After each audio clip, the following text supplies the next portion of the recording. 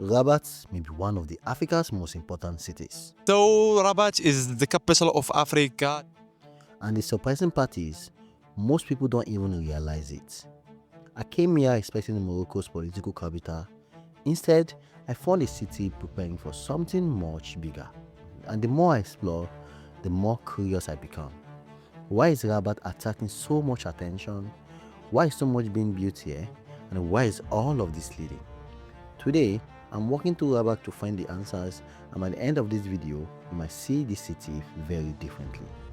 Morocco government and Nigeria are actually building something, and if they're able to finish this thing, the two countries will be like the biggest nations in the world. Before we talk about the project, you first have to understand Rabat.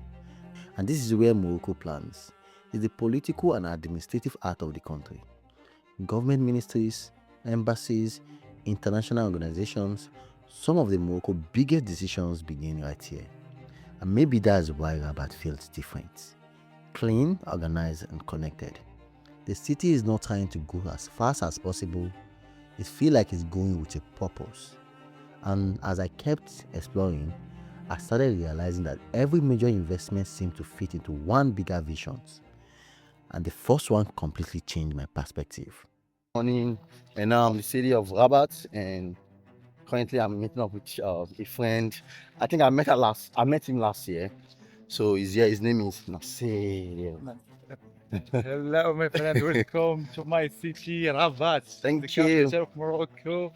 Do you like it here? Yeah, no, I've always come to Rabat, but Go I've this never actually explored Rabat before. So the tickets come out, 2 tickets. Oh, Rabat is the beautiful city. It's clean.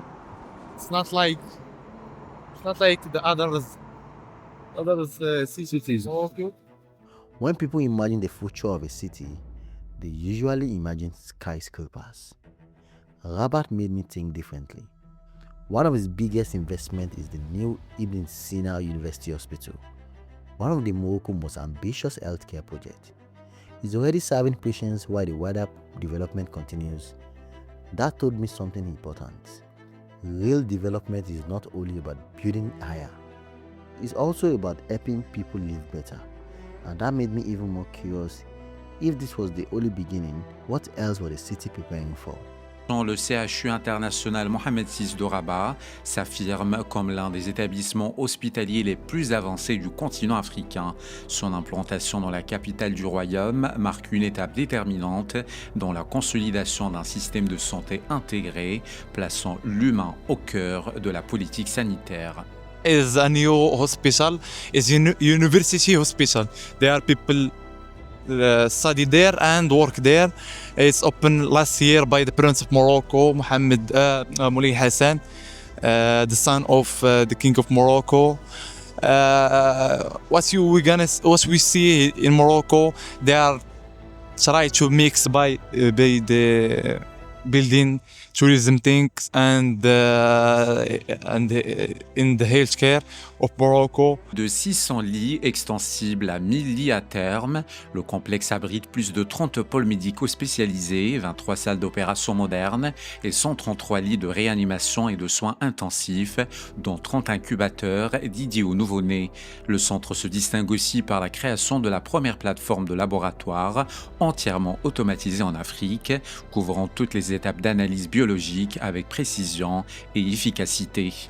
The way the government give something to people of Morocco, hospitals and the road and everything, and some to the tourism like you, like tourism that come from Europe and they are try to be balanced between the people of Morocco and the image of Morocco in the world, and improvement in and lots of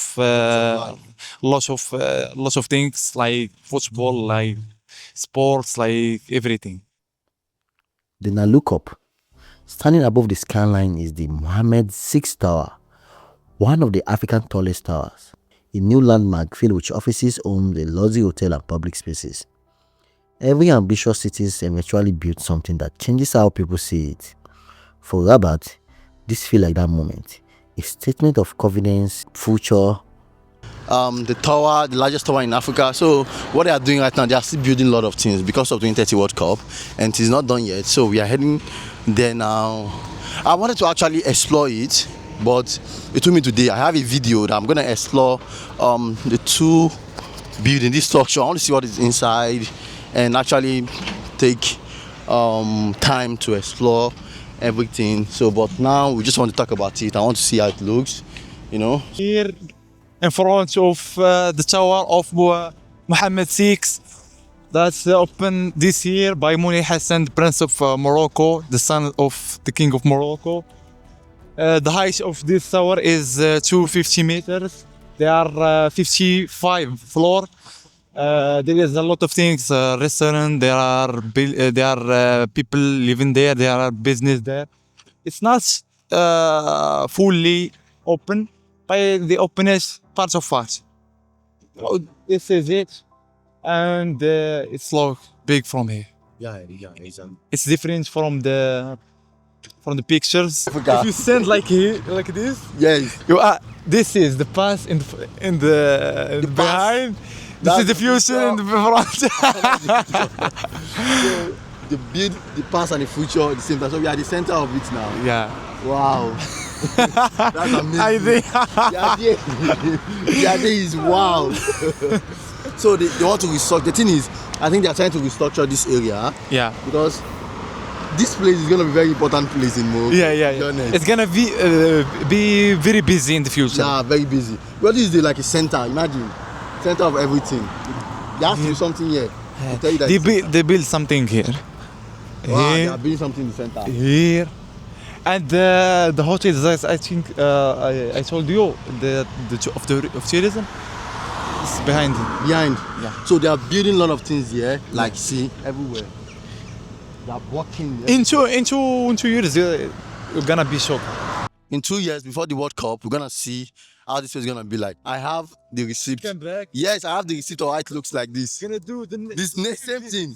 So I see the way it looks like this. So in the next 2 years or next year, we're gonna see how it looks. Before the World Cup, this is gonna be totally amazing.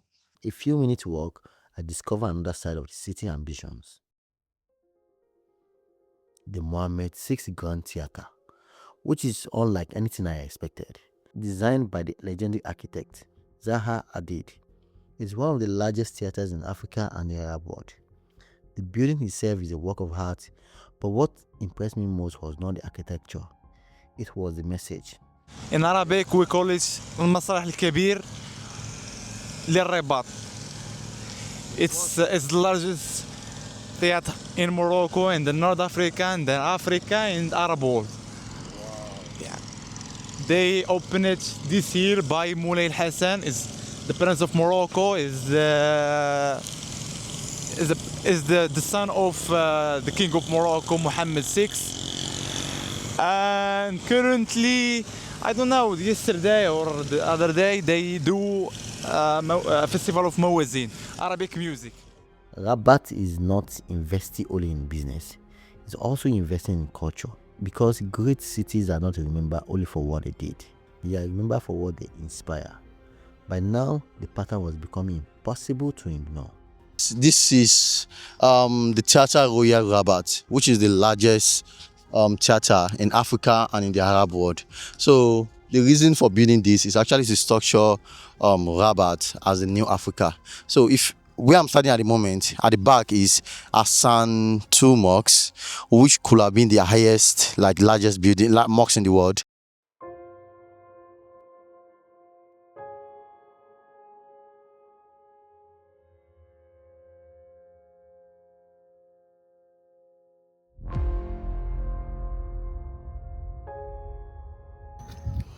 The Hassan mosque and the mausoleum Mohammed VI.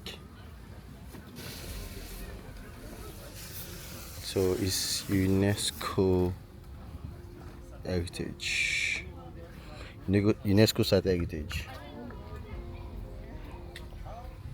Yeah, this mosque is later to be the largest mosque west of Mediterranean, was never finished since the construction project was soon abandoned after the death of his patron, a very large mosque forming a rectangular area of 25,512 meters square. Woo!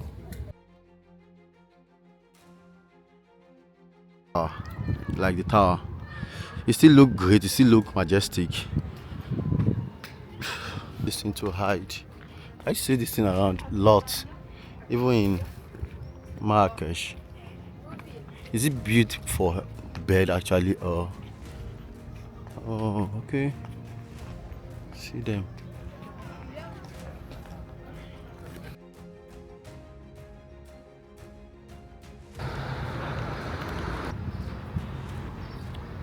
It's so fine.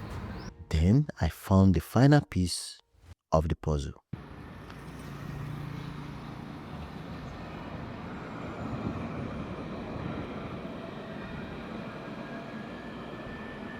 A proposed gas pipeline connecting Nigeria to Morocco to more than a dozen West African countries.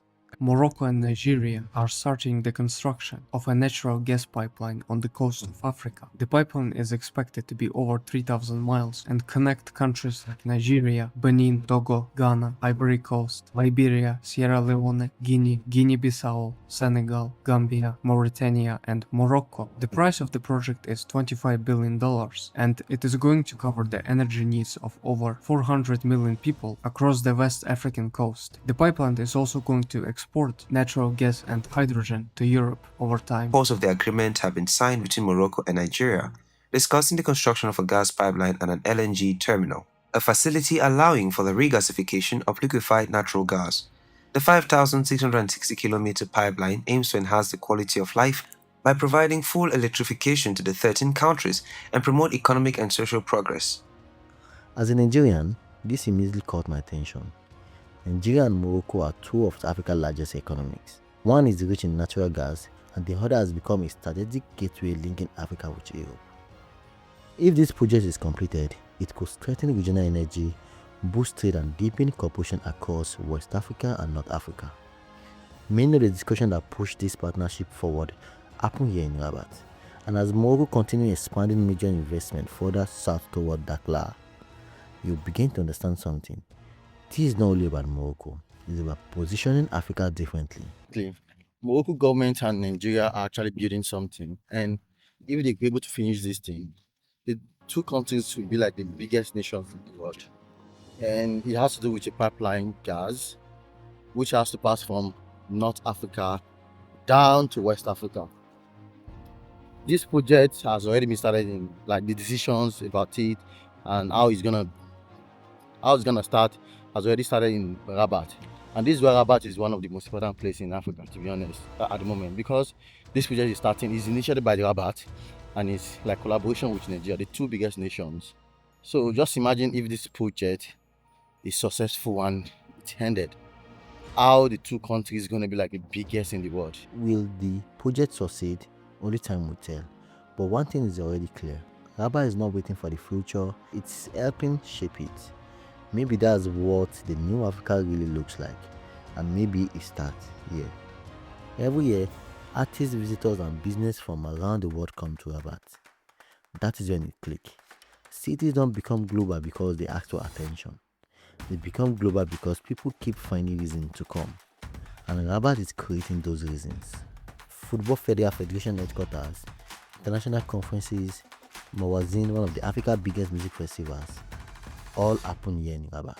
So basically, Mawazin Festival is like a festival that is done by Moroccan government to actually connect Africa together.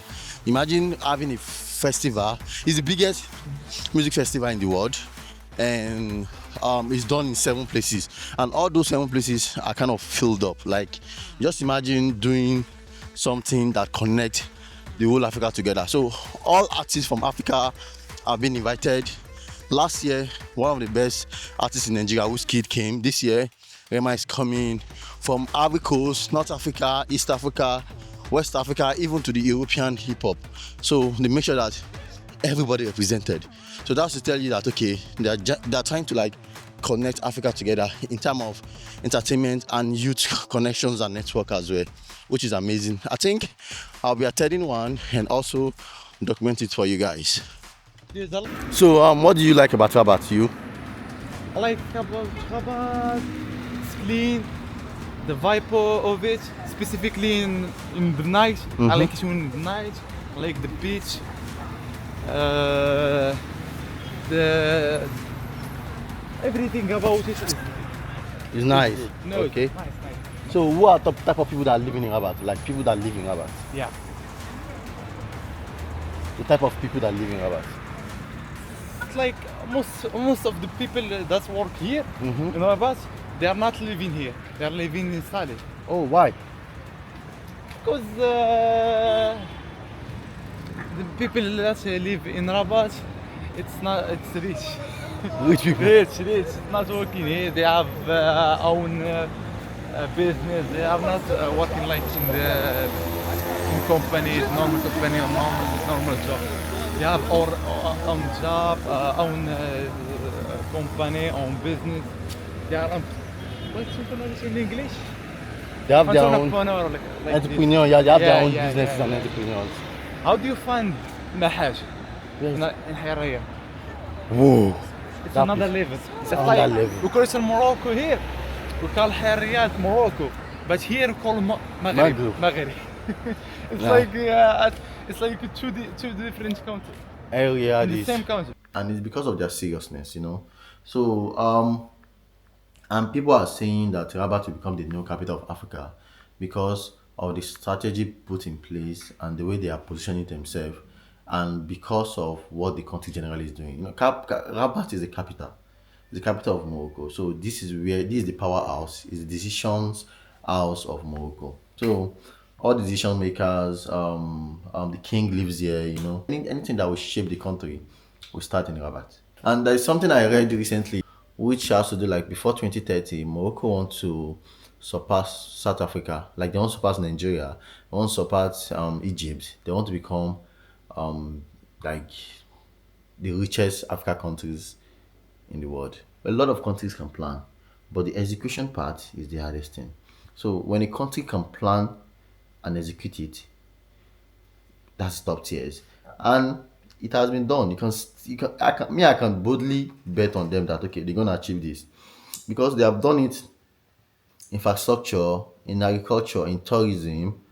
So now they want to do it in health. They will move to educations. They will move to technology, economic. And with the project coming up with Nigeria, that project will change a lot of things, especially their partnership with European Union. So it's gonna be like a symbiotic benefit, a symbiotic relationship that you gain from me, I gain from you. So the investment level in Morocco is gonna be tripled. Like the way European Union is gonna be investing in Morocco in the next few years, it will be crazy.